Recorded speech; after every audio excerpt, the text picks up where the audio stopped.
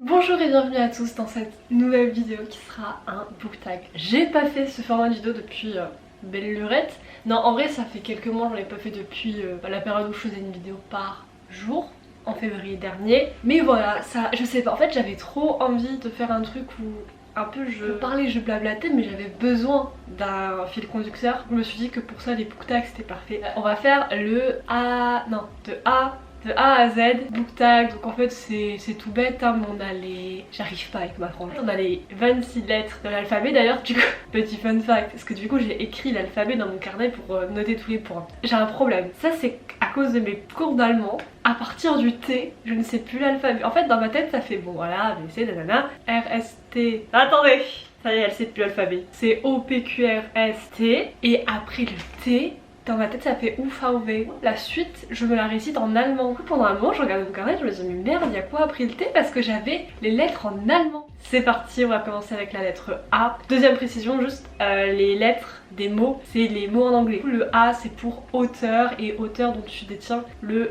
plus de livres. Alors là vous pouvez, attention, je vous laisse 2-3 secondes, vous pouvez peut-être deviner. J'en ai mis deux parce que ça se jouait entre Leigh Bardugo et Sarah J Maas. Mais le truc c'est que c'est un tout petit peu pas équitable parce que en fait il y a des livres que j'ai vendus, donc il y a des livres que j'ai plus vraiment en ma possession physique. Là théoriquement si je compte comme ça c'est Sarah J Maas, j'en ai 8 et Leigh Bardugo j'en ai 7. Le B, c'est le B pour best et du coup c'est pour la meilleure suite d'une série. Alors voilà, on va continuer dans notre enchaînement de Sarah J Maas. Mais attention, je n'ai pas mis le tome 2 d'un côté mais j'ai mis le tome 4. Alors laissez-moi vous expliquer. Il y a plusieurs tomes qui me sont venus en tête. Il y avait Crooked Kingdom parce que c'est celui que j'avais mis dans mes awards l'année dernière en mode wow, meilleur sequel et tout. J'ai vraiment beaucoup adoré, hein, on est d'accord. Mais je l'ai un peu lu parce que Six of Crows c'est un livre que j'ai lu, bon voilà, avec la hype et tout, et après j'ai enchaîné avec ça. Mais il n'y a pas eu ce truc où j'attendais la suite de la série, ce qui a été déjà publié et tout. Et à Cotard 4, ça a été le seul livre en fait, cet auteur que j'ai découvert on va dire un peu grâce à BookTok etc, qui est sorti on va dire après. Et du coup j'ai vraiment eu le truc d'attendre le livre, de le précommander, de le découvrir dans les premiers lecteurs et d'avoir le truc d'échange et tout, alors que quand tu lis une suite d'un livre qui est déjà sorti, alors tu peux avoir ce truc d'échange mais tu vas pas dire à quelqu'un en mode ça y est tu l'as lu et tout, tu l'as reçu, enfin non, enfin la personne l'a sûrement lu il y a déjà un an et du coup c'est très différent. Et du coup il y a vraiment ce truc de suite de série, l'excitement derrière, c'était trop bien et en même temps, enfin voilà, ça a vraiment fait un truc que j'ai pas vécu avec d'autres suites de séries. Donc à Cotard 4. Et on est qu'à la lettre B, ça va être long. Le C c'est pour Current, donc en gros la lecture que je suis en train de faire en ce moment. Cette vidéo n'est pas sponsorisée, j'arrive pas à dire ce mot, par Sarah J Maas. Mais ce que je suis en train de lire actuellement c'est le tome 4 de la Cotard. Le D c'est pour le drink, donc c'était la boisson qu'on boit généralement quand on lit. Je ne bois pas, quand je lis je ne mange pas non plus, enfin je comprends pas l'intérêt parce que si je mange ou que je bois, je risque soit de tuer ma Kindle, à mouiller mon livre en fait, et c'est hors de question. Et puis même c'est pas du tout pratique parce que quand je mange ou quand je bois, enfin je veux dire je regarde la tasse, je regarde ce que je fais, donc je perds ma ligne, enfin vraiment pour moi c'est contre-productif. I, non, pas I, E. Ça commence à lire les lettres en anglais maintenant. Wouh, E pour e-book. Et donc la question c'est est-ce que tu préfères les livres papier ou les livres numériques? Je pense que la réponse est Jean-Pierre. Je pense quand même que je préfère les livres papier. Je pense que c'est pas forcément que je préfère un papier, mais c'est plus ce truc où je me rends compte que je lis. Dans ma Kindle il y a je crois 26 livres que j'ai lus, quelque chose comme ça. Mais j'ai pas l'impression d'avoir lu 26 livres, je sais même plus ce que... En fait une fois qu'ils sont lus, en fait ils disparaissent de ma liste parce que du coup sur ma Kindle je regarde que les livres que je n'ai pas lus. Mais du coup moi je m'en souviens plus, alors que quand c'est des livres physiques tu vois, tu le vois, tu le touches, il y a ce truc un peu. Et je pense que c'est plutôt ce truc là qui me manque. Mais après pour lire, j'aime bien, franchement j'aime bien les deux. Et la Kindle a beaucoup d'avantages. F pour fictif, donc un personnage avec qui tu aurais pu sortir au lycée. En fait c'est vrai que je dis quand même beaucoup de fantaisie. Donc il y a vraiment beaucoup de... Enfin les 3/4 des personnages c'est des gens je sais pas qui ont des pouvoirs, c'est des sorciers et tout. Et c'est vrai que j'ai un peu du mal à m'imaginer avec quelqu'un qui... Enfin, je sais pas, qui n'est pas juste humain. Donc du coup je sais pas. Mais franchement je pense qu'il y en aurait des tas et des tas. G pour Glad, et celui-ci donc c'est un livre en gros où tu es content, tu es reconnaissant de l'avoir lu. Alors moi encore une fois dans cette question il est vrai que j'ai pu être répondre de Sarah J gozaimasu. Non, en vrai j'ai mis le tome 1 de ACOTAR parce que, petite explication, ça fait partie des livres que j'ai lus pendant la quarantaine et que j'ai lus grâce, encore une fois, à la hype des réseaux sociaux. Mais c'est vrai qu'en revanche, contrairement à Six of Crows ou d'autres livres que j'ai, The Cruel Prince, tout ça, où j'ai continué parce que j'aimais bien le tome 1 à la suite, c'est vrai que ACOTAR, vraiment j'avais mis 3 étoiles, enfin j'en ai déjà parlé, mais c'est vrai que j'étais pas à fond, et ce qui m'a vraiment fait donner une chance au second tome, c'est vraiment internet. Vraiment sur internet je pense que j'aurais jamais continué la saga, chose qui aurait un peu ruiné ma vie, hein, voilà, un tout petit peu dans les extrêmes. Donc franchement pour celui-là je suis quand même contente d'avoir poussé plus loin. Après franchement il y en a plusieurs, j'ai bien envie de dire aussi Anna Karenina parce que c'est parce que j'ai fait une vidéo dessus que je l'ai lu, que ma vidéo sur la chaîne anglaise, j'essaierai de la mettre là si j'y pense. Mais c'est vrai que c'est pas quelque chose de moi-même où je l'aurais fait. Au final j'ai lu un livre hyper long de littérature russe en anglais et tout, donc je suis aussi contente. Mais je pense que c'est un peu deux contents différents. Le H c'est pour Eden, donc c'est un peu le joyau caché. Alors là j'ai eu beaucoup de mal. Et en fait c'est ça qui m'a donné un peu une idée d'une autre vidéo, c'est parce que sur mon Goodreads je regardais en fait mes livres dans mes favoris. Je me suis rendu compte que c'était que des livres que tout le monde en fait connaissait, mais pas que tout le monde connaissait, voilà, mais que tout le monde connaissait vraiment en haut des listes. Il y a quasiment rien qui est un peu moyennement connu, c'est vraiment que les gros livres connus, en tout cas sur Google, etc.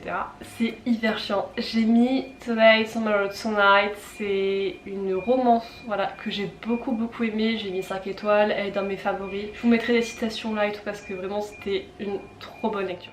La prochaine lettre c'est le I et c'est pour un moment important dans ta vie de lectrice, enfin je veux dire un livre qui a été important. Alors moi j'en ai deux. Pour la story time, nous avons Sur la route des Kerouac, que j'ai lu je pense en 2017 ou 2016, c'était pour mon cours de français. Ça a été le premier livre voilà, que j'ai lu de moi-même, et je pense que ça a été le premier, sûrement le seul livre que j'ai lu de mon collège lycée de moi-même, que j'ai lu entièrement, voilà, et que ça m'a plu. Et le second ça a été Les gens heureux lisent et boivent du café de Vanessa Martin du Gant. Je l'ai dévoré, après j'ai acheté la suite et en fait je pense que c'est à peu près la période là, pareil 2017, où j'ai commencé vraiment à lire. Nous avons le J pour Juste, donc en gros le livre que tu viens juste de finir. Donc moi ça a été Les ours mal léchés s'apprivoisent Noël, je sais plus le titre. Je me souviens que quand je l'ai écrit je me disais le titre est trop long, je vais pas tout mettre, je vais m'en souvenir, je m'en souviens pas. K pour Kind, et du coup la question c'est le type de roman que tu ne liras jamais. Alors celle-ci j'ai même pas répondu, je sais pas. J'avais envie de dire la poésie mais je suppose que la poésie n'est pas un type de roman. Voilà, merci Aude. Je peux autant te dire Sarah J Maas qu'un classique Le lendemain. De la non-fiction, c'est un roman. J'aime pas la non-fiction. L pour long, et donc le livre le plus long que tu as lu. Et sans surprise c'est Anna Karenina. Est-ce que c'est Anna Attendez. Est-ce que Anna Karenina c'est plus long ou moins long qu'Anna Kodar? Non, je pense que Anna Karenina c'est quand même plus long, et parce que j'ai regardé, il fait 963 pages, donc c'était une belle bricasse. Nous avons le M pour Major, et c'est donc le livre qui t'a donné le plus un book hangover, donc un livre, une fois que tu l'avais fini, tu étais vraiment en mode oh là là, genre il y avait un truc. Et là Sarah J Maas c'est son retour. J'ai vraiment beaucoup réfléchi pour cette question, j'ai vraiment regardé genre ma liste de tellement de livres et je me suis dit mais en fait il y en a beaucoup, mais un comme ça je pense que ça a été le seul, c'était Crescent City. Alors pourquoi celui-ci plutôt qu'un autre? Je pense que la différence avec celui-ci c'est que il y a des choses que j'ai vraiment vécues avec les personnages. C'est-à-dire que par exemple dans d'autres sagas que j'ai lues et tout, à The Cruel Prince, Six of Crows et tout, il y a un moment ou un autre, il y a des gens qui meurent. Voilà, c'est pas un spoiler, hein, ça arrive quand tu lis des trilogies de Olivier, voilà. Et je sais pas comment dire, mais j'ai jamais fait le deuil du personnage avec le personnage, j'ai jamais été, voilà. Enfin, ça me faisait un truc, mais voilà, j'étais pas au point d'être au plus mal. Sauf que dans Crescent City, ça a vraiment été le premier livre où vraiment, quand il y a eu ces personnages qui ont disparu, j'ai disparu avec eux. Vraiment, j'étais au plus mal. Et en fait, ça a fait que vraiment, quand j'ai terminé le livre, je crois que j'ai pas lu pendant 2 semaines parce que, en fait, c'est même pas que je ne savais pas quoi lire, c'est que je faisais mon deuil. Mais je vous jure, vraiment, je pense que scientifiquement parlant, tu m'aurais analysé, j'étais vraiment en position de deuil. C'est comme si j'avais perdu quelqu'un, mais j'avais fini un livre. C'est pas très grave, mais je veux dire, l'état dans lequel j'étais, vraiment, je faisais un deuil. Je m'étais dit, mais ça y est, c'est fini, je vais plus jamais retrouver. C'est vraiment un livre, j'ai eu des réactions un peu extrêmes hein, quand je l'ai lu. Le N, c'est pour le nombre de bibliothèques que tu as. Alors moi j'en ai 2. Après je sais pas si on peut appeler ça des bibliothèques parce que c'est les, vous savez, c'est les cases carrées. Donc j'en ai une où c'est 3 cases et une autre où c'est 6 cases. Voilà, c'est pas très funky mais bon. Le O pour One, et donc c'est un livre, un roman que tu as lu plusieurs fois. Alors, bon, j'avais envie de mettre Sarah J. Maas mais on va pas la mettre. Parce qu'en fait là dans mes réponses j'ai mis Kerouac et le portrait de Dorian Gray. Parce que, en soi, le portrait de Dorian Gray, je l'ai lu en français et après je l'ai relu en anglais. Mais en fait le truc c'est qu'à chaque fois en anglais je finissais jamais ma relecture. Et c'est un peu la même chose pour Kerouac, c'est que je l'ai lu en français.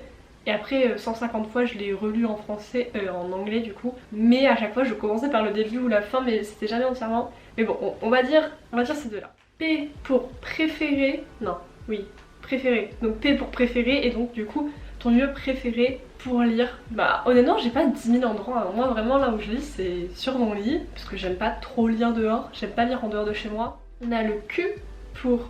on a le Q, yeah, pour côte et la côte, donc favori d'un livre. Et j'en ai aucune idée, vraiment. Déjà j'ai capté il y a pas longtemps comment fonctionnaient les côtes sur Goodreads déjà, donc grande avance à moi-même. Mais honnêtement en fait je suis quelqu'un qui est insupportable, mais j'oublie tellement de choses. Des fois je revois mes 5 étoiles et je les regarde comme ça je me suis dit mais pourquoi j'ai mis 5 étoiles? Genre je sais tu vois au fond de moi que je l'ai aimé, mais pourquoi? Quelle cause a fait que? Quel personnage? Mais aucune foutue idée. Donc vraiment là vous... Ah bah... Non, ok, peut-être que j'en ai une quand même. Je vais encore citer Fusion City. Ah voilà, faut pas me haïr. Il y a le Light It Up qui me... En fait... Ça y est, je deviens trop sensible, ça va pas. Non, en fait juste d'y penser, ça va pas. C'est trop. C'est horrible parce que la citation, elle veut rien dire. Genre, y a rien de... C'est pas... Tu vas me dire, Light It Up, et t'es en mode, oh là là, waouh, c'est profond. Non, non, y a rien. C'est juste que quand tu sais où ça arrive dans le livre, c'est... Enfin moi ça me... Voilà. Et la seconde, bah toujours de Fusion City, c'est True Love All Is Possible. Je vous jure le jour où quelqu'un m'offre une veste en jean avec cette citation derrière, mais je pense que c'est terminé pour moi, je finis en pleurs au sol. Voilà. Comprendra qui pourra, mais c'est vraiment deux citations, je peux pas. Et il y en avait une autre aussi, dans Ninth House, à la toute fin. Mais bon, je vais pas vous la dire parce que c'est un peu un spoiler. Mais je sais que le personnage principal dit quelque chose. C'est pas la même chose, c'est pas le même rapport émotionnel, mais je me dis R pour regret des lecteurs. Je vais pas en faire un pataquès, j'en ai déjà parlé, mais je pense juste le fait d'avoir un peu zigzagué mes lectures et lu beaucoup trop vite sans profiter à 100% de tous mes livres pendant la quarantaine en fait. C'était débile et maintenant du coup je relis des livres parce que j'en ai pas vraiment profité la première fois. S pour série que tu n'as pas fini, True Love Glass. Vraiment ça je comprends pas pourquoi je l'ai pas fini. J'ai lu les 4 premiers tomes de septembre à vraiment tout début janvier et puis après j'ai commencé les nouvelles là donc The Assassin's Blade, j'avais terminé. D pour 3 de mes livres favoris de tous les temps. Horrible, vraiment cette question horrible, vraiment je sais même pas, on peut pas se nier là, Crucian City il est dans la liste. Ça c'est peut-être pas le montage mais j'ai arrêté la vidéo pour regarder mes favoris et pour me concentrer. Je vais juste passer en fait ma liste de mes 27 favoris sur Goodreads et vous dire lesquels sont des favoris de tous les temps et ceux qui le sont pas. Comme ça ira plus vite parce que là faire un top 3 c'est trop difficile. Je pense que Good Girls to Murder ça va être... Je pense qu'il va rester dans mes favoris pendant un petit moment parce que j'ai été... En fait moi ma jauge de favoris c'est beaucoup dans mon investissement personnel dans le livre et lui j'ai été... je me sentais comme une enquêtrice, c'était vraiment trop bien. Il y a évidemment, je vous ai déjà saoulé avec lui mais le tome 2 Tessa Brown, donc Take Her In, Danny Brown. Je pense qu'on peut aussi compter ACOTAR 4 parce que du moment que je suis en train de relire un livre c'est quand même qu'il y a quelque chose, vous voyez. Il y a aussi le tome 4 de True Love Glass que j'ai envie de mettre parce que je me souviens pas de tous les détails et je vous avoue que vu que True Love Glass c'est pas une série dont on parle, enfin bon oui et non, mais en tout cas sur Booktube et tout, il y a des gens qui vont en parler mais pas autant en détail que ACOTAR et du coup c'est vrai que je me souviens pas forcément de tous les détails de tous les personnages autant qu'ACOTAR. Mais je sais que ce tome 4, vraiment je l'avais adoré. Ça y est, je suis en train de faire ma liste là, mais le tome 3 de The Cruel Prince, donc c'est The Queen of Nothing, et du coup la sorte de novella of the King of Elfhame Learn to Hate Stories. Ah mais voilà, mais ça ne s'arrêtera jamais. On a le tome 3 points d'ACOTAR, Donc c'est la sorte de nouvelle où ils se rassemblent tous pour un dîner.